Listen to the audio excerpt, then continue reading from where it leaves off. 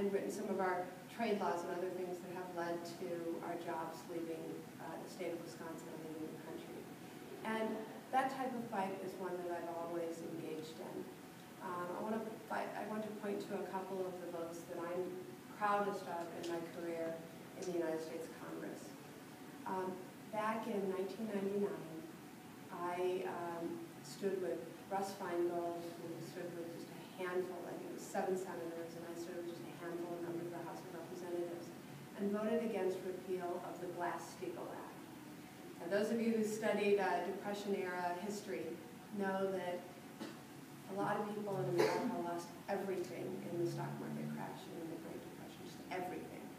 And so they adopted a common sense measure in the years that followed, called the Glass-Steagall Act. And what it simply said was that investment banks couldn't gamble with people's life savings. Well, during financial deregulation in 1999, Congress tossed that out.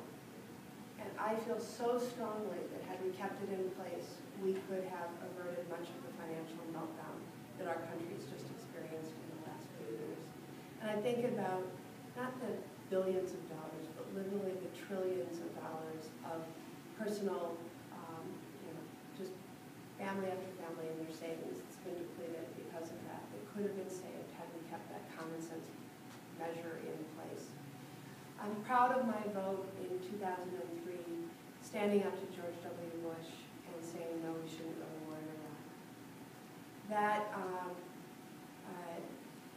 That vote is one that I'm very proud of, and in my floor speech at the time, I said, I don't see a viable exit strategy if we go to war in Iraq. And I warned that if we did, Iran could become more powerful in the region. And of course, that's exactly what we've seen unfold.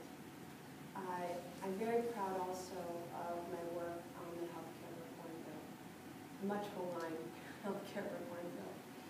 As Nicole mentioned, I had the honor of introducing the amendment in committee that allows young people to stay on their parents' health insurance until they're 26 years old. That provision stayed in the healthcare bill through to the very end when it was signed into law.